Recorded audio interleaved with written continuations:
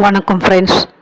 தீபம் பார்த்தசாரதி அவர்களின் புகழ்பெற்ற நாவல்களில் துளசி மாடமும் ஒன்று. கல்கி வார இதழில் 6 மாதம் தொடராக வெளிவந்து வாசகர்களின் பெரும் வரவேற்பை பெற்ற நாவல். கதையின் சுருக்கம்.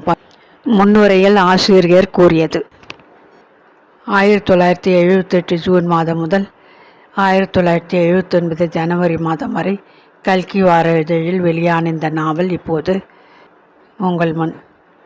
பண்பாடு என்பது பரவலாகும் போது வெறும் தேசிய அடையாள புள்ளி நீங்கி மானிடம் என்கிற சர்வதேச அடையாள புள்ளி வந்துவிடுகிறது. சங்கரமங்கலம் என்ற ஒரு சிறிய தமிழ்நாட்டு கிராமத்தில் இந்த கதை நிகழ்ச்சிகள் நடந்தாலும் இதில் வரும் மனிதர்கள் அல்லது முக்கிய கதாபாத்திரங்கள் அந்த சிறிய கிராமத்துக்கு அப்பாலும் அதைவிட பரந்த பெரிய உலகத்தை பாதிப்பவர்கள், பாதித்தவர்கள், பாதிக்கப் போகிறவர்கள் என்ற கருத்தை இந்த நாவலின் முடிவுரையில் காண்பீர்கள். அதையே இங்கு முதலில் நினைவூட்ட விரும்புகிறேன்.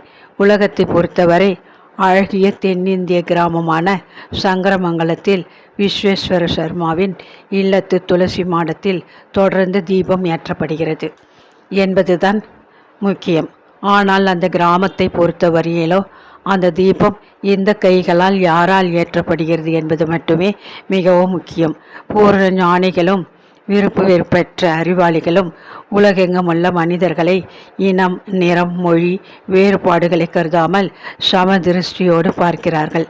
சமதிருஷ்டியும் சஹிருதயமும் பக்குவத்தாலும் பண்பாட்டு கனிவு, முதிர்ச்சி ஆகியவற்றாலுமே வருவன. அவை எல்லோருக்கும் எல்லா இடத்திலும் வந்து விடுபவை அல்ல. சர்மாவுக்கும் இறைமுடிமணிக்கும் அறிவாலும் சம திருஷ்டியாலும் கிடைக்கும் கனிவு சீமாவிற்கும் பிறருக்கும் எதனாலும் எப்போதும் கிடைக்கவில்லை என்பதைத்தான் கதை நமக்கு சொல்லுகிறது. மகாகவி பாரதி கூறுவதை போல் நோக்கும் இடம் எங்கும் நாமன்றி வேறில்லை, நோக்க நோக்க களியாட்டம் என்கிற சம தரிசனம்தான் அறிவின் முடிவான பயன். அத்தகைய சம தரிசனம் விஸ்வேஸ்வர சர்மாவுக்கு இருக்கிறது. காமாட்சி அம்மாளுக்கு கூட முடிவில் அந்த சம தரிசனம் வரத்தான் செய்கிறது. ஆனால் அந்த சம தரிசனமே அவளது முக்தியாகவும் அமைந்து விடுகிறது கதையில்.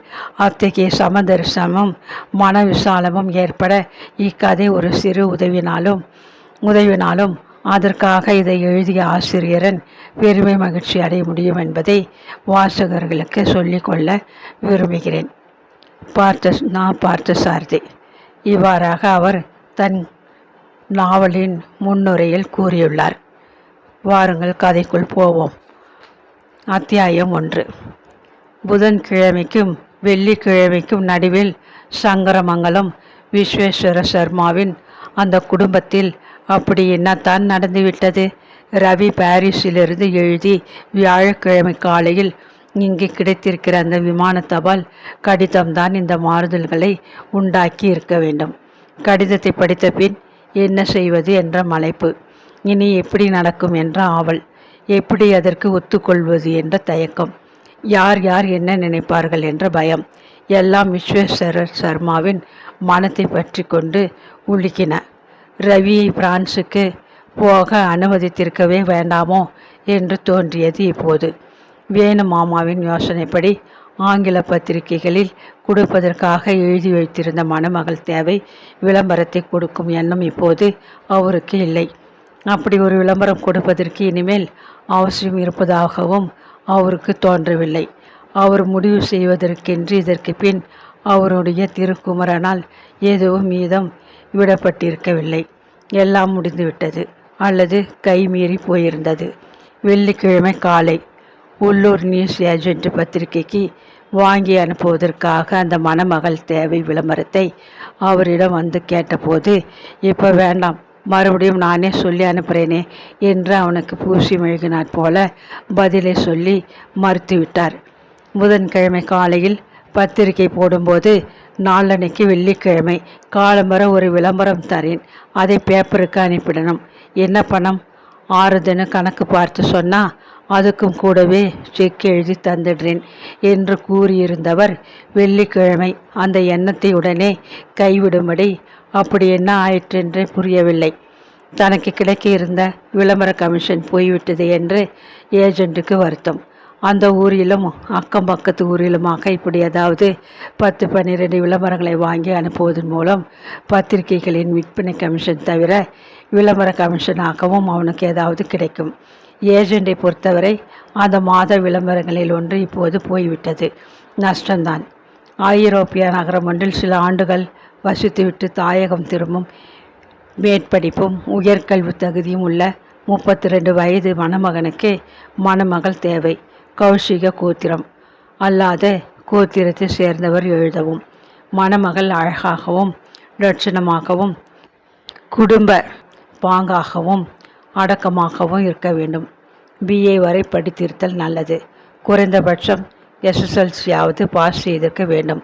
புகைப்படம் முதலிய விவரத்தோடு ஜாதகமும் அனுப்ப வேண்டும் என்னும் பொருள்பட ஆங்கிலத்தில் தயாரிக்கப்பட்டிருந்த அந்த சிறிய விளம்பரம் வேணு மாமாவின் ஆலோசனைப்படி தயாரிக்கப்பட்ட உடனேயே பாரிஸுக்கு ஒரு காப்பி அனுப்பப்பட்டது. விஸ்வேஸ்வர சர்மாவின் பிள்ளை ரவிக்கு அதை முதலில் அனுப்ப சொன்னதே வேணு மாமா தான். வேணு மாமாவின் பிள்ளை சுரேஷுக்கு பாரிஸில் உள்ள யுனெஸ்கோ அலுவலகத்தில் பெரிய உத்தியோகம். சுரேஷ் முதலில் ஐநா தலைமை அலுவலகத்தில் நியூயார்க்கில் இருந்தான். அப்புறம் பாரிஸுக்கு மாற்றப்பட்டு இப்போது சில ஆண்டுகளாக பாரிஸில் இருக்கிறான். பாரிஸில் குடும்பத்தோடு வசித்து வந்த சுரேஷ் அங்கு வந்ததில் இருந்து தந்தையையும் ஒரே தங்கையையும் வர சொல்லி சங்கரமங்கலத்துக்கு எழுதி கொண்டே இருந்தான். வேணு மாமாவும் அவர் பெண்ணும் அசையவே இல்லை. கடைசியாக 4-5 மாதங்களுக்கு முன்பு சுரேஷ் 2 பேருக்குமாக அங்கிருந்து விமான டிக்கெட்டையே வாங்கி அனுப்பிவிட்டான். வேணு மாமாவும் அவர் பெண்ணும் பாரிஸ், லண்டன் எல்லாம் சுற்றி பார்த்துவிட்டு திரும்பிய பின்புதான் பாரிஸில் இருக்கும் தன் பிள்ளை ரவியை பற்றிய சில விவரங்கள் விஸ்வேஸ்வர சர்மாவுக்கு தெரிந்தன. வேணு மாமா அந்த விவரங்களை தெரிவித்த போது முதலில் விஸ்வேஸ்வர சர்மாவால் அவற்றை நம்பக்கூட முடியவில்லை. வேணு மாமா என்னவோ மிகவும் எச்சரிக்கையாகவும் பாதுகாப்பாகவும் தான் சர்மாவிடம் அதை சொல்லியிருந்தார். புறங்கூறுவது போலவோ குறை கூறுவது போலவோ அவர் சர்மாவிடம் அதை கூறவில்லை. உமக்கு தகவல் தெரியணுங்கிறதுக்காகத்தான் இதை சொன்னேன். உடனே கோபத்தோடு அசட்டு பிசட்டுன்னு காத்திரப்பட்டு அவனுக்கு லெட்டர் எழுதிவிடாதையும். எழுதுறதுனா கூட இந்த காலத்து பிள்ளைகளுக்கு இதெல்லாம் ரொம்ப நாசுக்காகவும் மனசு புண்படாமலும் எழுதணும். ஏண்டா, போன இடத்தில் நீ பாட்டுக்கு யாரோ ஒரு பிரெஞ்சு பெண்ணை காதலிக்கிறாயன்னு எழுதாதிரும். நீ இந்த தடவை ஊருக்கு வரப்போது உனக்கு கல்யாணம் பண்ணிடலாம்னு நானும் உங்கள் அம்மாவும் நினைக்கிறோம். பேப்பரில் இந்த மாதிரி விளம்பரம் பண்ண உத்தேசித்திருக்கேன்னு எழுதும். அதுக்கு அவன் என்ன பதில் எழுதுறான்னு பார்க்கலாம் என்பதாக வேணு மாமா தான் அந்த யோசனையை சொல்லியிருந்தார். அந்த யோசனைப்படி சர்மா ரவிக்கு 2 வாரம் முன்பு எழுதியிருந்த கடிதத்துக்கு தான் வியாழக்கிழமை காலையில் சுருக்கமாகவும் தீர்மானமாகவும் ஓரளவு கண்டிப்பாகவும் பாரிஸிலிருந்து பதில் வந்திருந்தது. ரவியின் கடிதம் சற்றே பதற்றத்தோடும் அவசரத்தோடும் எழுதப்பட்டிருந்தது போல் தோன்றியது.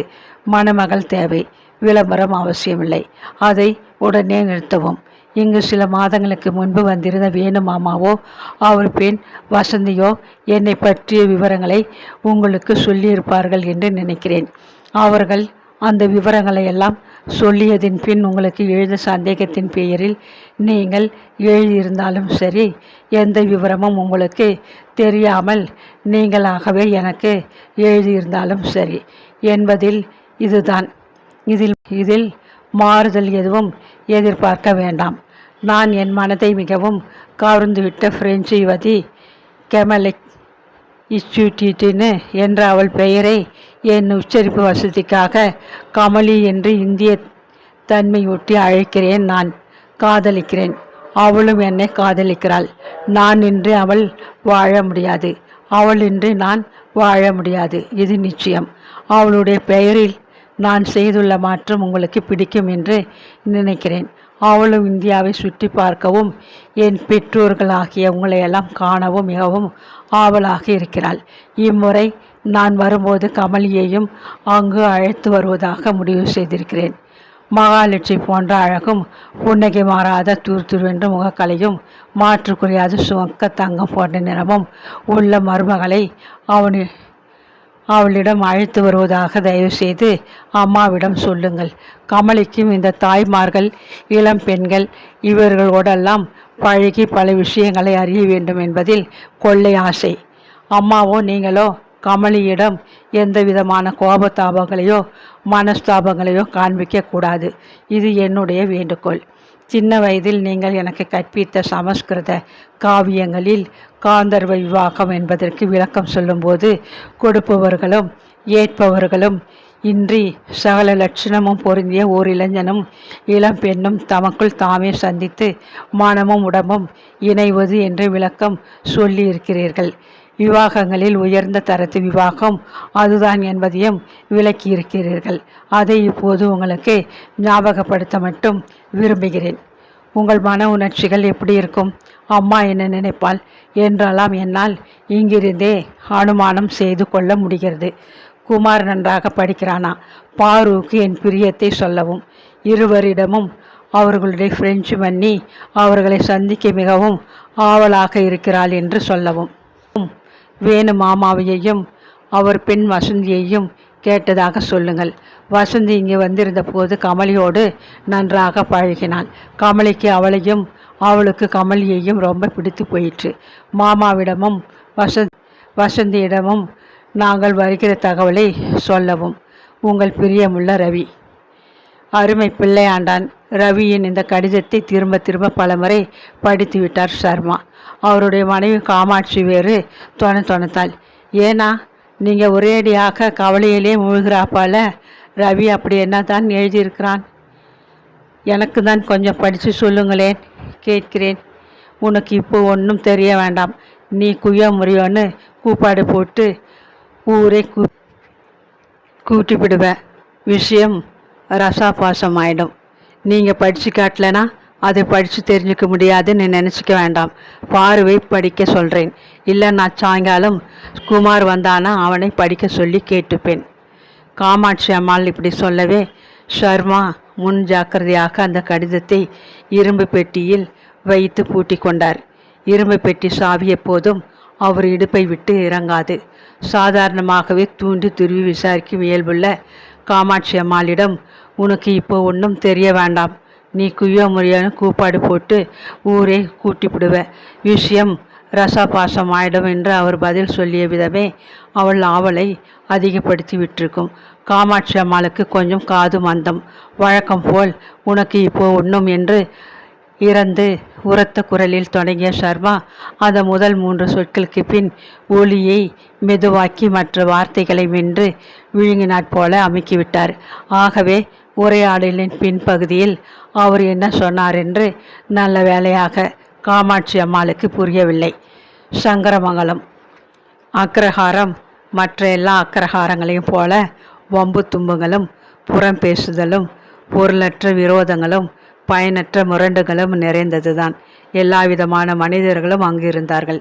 புதுமையை அங்கீகரிக்காத வறட்டு பிடிவாதம், சாதி சம்பிரதாய ஆசார அனுஷ்டானங்களுக்கு முக்கியத்துவம் அளிக்கும் பழைய வைதிகர்களின் பிடிப்பு, படித்த இளைஞர்கள் உத்தியோகங்களுக்காக கிராமத்தை விட்டு வெளியேறுதல், கட்சி கட்டுதல், ஒற்றுமையின்மை, வயல் வரப்பு சண்டை, வைக்கோல் போருக்கு தீ வைத்தல் சகஜமாக அந்த கிராமத்திலும் இருந்தன. இன்றைய இந்திய கிராமம் என்பது முழுவதும் பழமையான நன்மைகள் நிறைந்ததும் இல்லை, முழுவதும் புதுமையான வளர்ச்சிகள் நிறைந்ததும் இல்லை. பழமையை விட முடியாமல், புதுமையை புறக்கணிக்கவும் முடியாமல், சடங்கு சம்பிரதாயங்களை தவிர்க்கவும் முடியாமல், விஞ்ஞான விவேக வளர்ச்சிகளை விட்டுவிடவும் ஏற்கவும் இயலாமல் தவிக்கும் ஓர் இரண்டும் கெட்ட நிலையில் அது இருந்தது. தர்மம் அதர்மம், நியாயம் அநியாயம், பணத்தாசை, பொறாமை, திருட்டு, நட்பு, விரோதம், அசூயை, விபூதி, துளசி, சீட்டாட்டம், புகையிலை, பொடி, வேதம், அத்தியாயனம், வறுமை, செல்வம் என்று இவையெல்லாம் எப்படி ஒன்றோடொன்று ஒட்டாதவையோ அப்படியே இந்திய கிராமங்களின் நிலையும் ஒன்றோடொன்று ஒட்டாமல் இருந்தது. அதிலும் ஜீவநதி ஒன்று பாய்கிற தீரவாசத்துக்கு பிரதேசமாக இருந்துவிட்டாலோ இந்த பிரச்சனைகள் இன்னும் அதிகம். சங்கரமங்கலம் தீரவாசத்திலே இருந்த வளமான கிராமம். இங்கே பாயும் அகஸ்திய நதி வற்றி மணல் தெரிந்தது என்ற பேச்சுக்கே இடமில்லை. பொன் விளையும் பூமி என்பார்களே, அப்படிப்பட்ட கிராமம். கிராமத்திலிருந்து வெளியேறிய பெரிய உத்தியோக அந்தஸ்தில் இருக்கிறவர்களின் பட்டியலில் முதலிடம் யுனெஸ்கோவில் உள்ள வேணுமாமாவின் பிள்ளை சுரேஷுக்குத்தான். தொழில்துறையில், வியாபாரத்தில், சர்க்கார் உத்தியோகங்களில், கம்பெனி நிர்வாக பதவிகளில் அந்த கிராமத்திலிருந்து சென்றவர்கள் பலர் இருந்தாலும் சுரேஷுக்கு அடுத்த இடம் என்னவோ ஷர்மாவின் பிள்ளை ரவிக்குத்தான் தரப்பட்டிருந்தது. 4 ஆண்டுகளுக்கு முன் இப்போது பாரிஸில் ரவி பார்க்கும் இந்த உத்தியோகத்திற்காக அவன் விண்ணப்பித்த போது தனக்கு இது கிடைக்கும் என்ற நம்பிக்கை அவனுக்கு இல்லை. பிரான்சில் உள்ள பெரிய பல்கலைக்கழகத்துக்காக professor of Indian studies and oriental languages department பதவிக்கு மனுக்களை கோரி Indian council for cultural relations விளம்பரம் செய்திருந்தது. பிஎஸ்டி தவிர தமிழ், சமஸ்கிருதம், ஹிந்தி, ஆங்கிலம் ஆகிய மொழிகளில் புலமையோடு பிரெஞ்சு மொழி பயிற்சியில் டிப்ளமாவும் தகுதிகளாக கோரி குறிப்பிடப்பட்டிருந்தன. ரவியிடம் இந்த எல்லா தகுதிகளும் இருந்தன. 1 வருஷத்துக்கும் குறைவாக சென்னையில் ஒரு கல்லூரியில் வேலை பார்த்தபோது மாலை நேரங்களில் சும்மா இருக்க வேண்டாமே என்று அலையன்சன்ஸ் பிரான்சில் சேர்ந்து வாங்கிய பிரெஞ்சு டிப்ளமாவும் பயன்பட்டது. இப்போது அந்த உத்தியோகத்திற்காக டெல்லியில் நடந்த இன்டர்வியூக்கு மொத்தம் 6 பேர் வந்திருந்தார்கள். அதில் 2 அதிகம் வயது மூத்தவர்கள் என்பதால் தகுதி இழந்தனர். வேறு 2 பிரெஞ்சு மொழி ஞானம் சரியா இல்லை. இன்னொருவருக்கு சமஸ்கிருதம் போதுமான அளவு தெரியவில்லை. இன்டர்வியூ நடத்தியவர்களுக்கு எல்லா வகையிலும் கம்பீரமான அழகிய தோற்றம் உட்பட திருப்தி அளித்தது ரவிதான். அதனால் ரவிக்கு அந்த பதவி கிடைத்தது. முதலில் அவன் பெற்றோர் தயங்கினாலும் அந்த பதவிக்காக இந்தியாவில் கனவிலும் எதிர்பார்க்க முடியாத சம்பள தொகையை கேள்விப்பட்டதும் சம்மதித்தார்கள். இதுதான் வெளிநாட்டில் ரவிக்கு ஓர் உத்தியோகம் கிடைத்த வரலாறு. இன்று புதிதாக எழுந்துள்ள பிரச்சனையையும் இந்த பழைய வரலாற்றையும் சேர்த்தே இப்போது மறுபடியும் நினைத்தார் சர்மா. ஒரு முடிவு வருவதற்கு முன் வேணுமாமாவையும் அவர் பெண் வசந்தியையும் கலந்து ஆலோசிக்கலாம் என்று சர்மாவுக்கு தோன்றியது. ரவியின் கடிதத்தை எடுத்துக்கொண்டு வடக்கு தெருவில் இருந்த வேணுமாமாவின் வீட்டுக்கு சென்றார் சர்மா. அவர் போன சமயம் வேணுமாமா வீட்டில் இல்லை. வேணுமாமாவின் மகள் வசந்தி கூடத்தில் நாட்காலியில் சாய்ந்தபடி ஈவ்ஸ் வீக்லி படித்து கொண்டிருந்தாள். சர்மாவை பார்த்ததும், வாங்கோ மாமா, அப்பா வெளியிலே போயிருக்கார், திரும்புகிற சமயம்தான், உட்காருங்கோ என்று வரவேற்றாள் வசந்தி. அப்பா வரப்போது வரட்டுமே, அதுவரை உங்ககிட்ட பேசுறதுக்கே நிறைய விஷயம் இருக்கு அம்மா. சித்த இருங்கோ மாமா, உள்ளே அம்மா கிட்டே உங்களுக்கு காஃபி கலக்க சொல்லிட்டு வந்துடுறேன். காஃபியா? எனக்கு இதுக்குமா, இப்போ தானே சாப்பிட்டுட்டு வந்தேன். அதனால என்ன, நான் சாப்பிட போகிறேன். என் கூட சேர்ந்து இன்னொரு கப் சாப்பிடுங்கன்னு நான் சொன்னா சாப்பிட மாட்டேல என்ன? வேஷா, நீ வற்புறுத்தினா எப்படி நான் மாட்டேங்கிறது? வசந்தி உள்ளே சமையல் அறைக்கு போய்விட்டு வந்தாள். வேணுமாமாவின் மனைவி, அதாவது வசந்தியின் அம்மா, ஷர்மாவுக்கு முன்னால் வந்து நின்று பேச மாட்டாள். சில பெண்கள் சில ஆண்களுக்கு முன்னால் நேருக்கு நேர் நின்று பேசுவதில்லை என்பது கிராமங்களில் நீடித்த மரியாதை வழக்கமாக இன்னும் இருந்து வருகிறது. படிப்பு, பழக்க வழக்கம் எல்லாவற்றிலும் வசந்திக்கும் அவள் அம்மாவுக்கும் நடுவெளியே ஒரு தலைமுறையின் பெரிய வித்தியாசங்கள் இடைவெளி விட்டு தெரிந்தன. வேணுமாமாவின் சம்சாரம் ஷர்மாவுக்கு முன்னால் வருவதையோ எதிர் நின்று பேசுவதை கூட தவிர்த்தாள். வேணுமாமாவின் பெண் வசந்தியோ ஷர்மாவுக்கு முன் நாட்காலியில் அமர்ந்து எந்த விஷயத்தையும் பற்றி அவரோடு நேருக்கு நேர் விவாதிக்கவும் சிரித்து பேசவும் தயாராக இருந்தாள். என்ன மாமா, ரவிக்கிட்ட இருந்து உங்க லெட்டருக்கு பதில் வந்ததா? வந்திருக்கம்மா, அது விஷயமாத்தான் உங்ககிட்டையும் உங்கள் அப்பா கிட்டவும் பேசிட்டு போகலாம்னு வந்தேன். என்ன எழுதியிருக்கான் மாமா? ரவியின் கடிதத்தை அப்படியே எடுத்து வசந்தியிடம் நீட்டினார் சர்மா. வசந்தி கடிதத்தை படித்துவிட்டு அவரிடம் திருப்பி கொடுத்தாள். கமலி ரொம்ப தங்கமான பெண் என்ற பாராட்டுரை வசந்தியின் வாய் நுனி வரை வந்துவிட்டது. ஷர்மா இப்படி என்ன மனநிலையோடு வந்திருக்கிறாரோ என்றெண்ணி அந்த வார்த்தைகளை அப்போது அவசரப்பட்டு சொல்லிவிடாமல் தன்னை கட்டுப்படுத்தி கொண்டாள் அவள். உள்ளே இருந்து வசந்தியின் அம்மா அவளை அழைக்கும் குரல் கேட்டது. வசந்தி போய் 2 டவரா டம்ளர்களில் காஃபியை எடுத்துக்கொண்டு வந்தாள். காஃபி குடித்து முடிக்கிறவரை இருவரும் மேற்கொண்டு எதுவும் பேசிக்கொள்ளவில்லை. காஃபி குடித்து முடித்ததும் ஷர்மா தான் முதலில் ஆரம்பித்தார். இப்படி நடந்துடும்னு நான் சொப்பனத்திலே கூட நினச்சி பார்த்தது இல்லைம்மா. நீங்கள் வருத்தப்படுற அளவுக்கு தப்பாக ஒன்றும் இப்போ நடந்துடலையே மாமா. இன்னும் என்ன நடக்கணுங்கிற? சந்தோஷமாக பிள்ளையையும் மாட்டுப்பெண்ணையும் வர சொல்லி பதில் எழுதுங்க மாமா. என்னையும் அப்பாவையும் பொறுத்த மட்டும் நாங்கள் நேரில் அங்கே போயிருந்தப்போவே எல்லாம் உறுதியாக தெரிஞ்சு போச்சு. நாங்கள் வந்து சொன்னதிலே உங்களுக்கு சந்தேகம் இருக்கப்படாதுங்கிறதுக்காகத்தான் நாசுக்காகவும் நாகரிகமாகவும் மணமகள் தேவை விளம்பரத்தை அவன் கவனத்துக்கு அனுப்புகிற மாதிரி அனுப்ப சொன்னோம். இப்போ ரவியே அவன் கையெழுத்தாளி எல்லாத்தையும் தெளிவாக உங்களுக்கு எழுதியாச்சு. ஏம்மா, நீ ஒன்றும் தப்பாக நினச்சிக்க மாட்டேனா? உன்கிட்ட ஒரு யோசனை. என்ன மாமா? சில யூரோப்பியன்ஸ் லேடிஸ் பணத்துக்கு ஆசைப்பட்டு இந்தியன்ஸை லவ் பண்ணுற மாதிரி பழகிறதுண்டாம். அப்புறம் ஹெவியாக அவளுக்கு பணம் கொடுத்துட்டா டைவர்ஸ் பண்ணிட்டு விட்டுட்டு போயிடுவாளாம். நீ தான் அந்த பெண்ணோடு நன்னா பழகியிருக்கியாமே. அவள் வேணா ரவியோடு இங்கே வரட்டும். அதை நான் வேணாம்னு சொல்லலை. வந்தப்புறம் நீ வேணா அந்த பெண்ணோட தனியாக கொஞ்சம் பேசிப்பாரேன். என்னத்தை பேச சொல்கிறேன் மாமா? பண விஷயம்தான், வேறு எதை பேச சொல்ல போகிறேன்? உங்களுக்கு யாரோ தப்பாக சொல்லியிருக்கா மாமா. கமலி அந்த டைப் இல்லை. அவர் ரவி மேலே உயிரையே வச்சிருக்கா. பணம் ஒன்றும் அவளுக்கு பெரிய விஷயமில்லை. அவள் ஒரு பெரிய கோடீஸ்வரனோட பொண்ணு. பாரிஸ்லேயும் ஃப்ரெஞ்சு ரிவாராவிலும் ஒரு செயின் ஆஃப் ஹோட்டல்ஸுக்கு அப்பா சொந்தக்காரர். அது தவிர மில்லியன் கணக்கில் விலை மதிப்புள்ள முதல் தரமான ஒயின் யாட், அதாவது திராட்சை நில பண்ணைகளும் அவருக்கு உண்டு. உங்கள் சங்கரமங்கலத்தை போல 10 சங்கரமங்கலத்தையே அவர் விலைக்கு வாங்கலாம். ஷர்மா ஓரிரு வினாடிகள் அவளுக்கு என்ன பதில் சொல்வதென்னு அறியாமல் மௌனமாயிருந்தார்.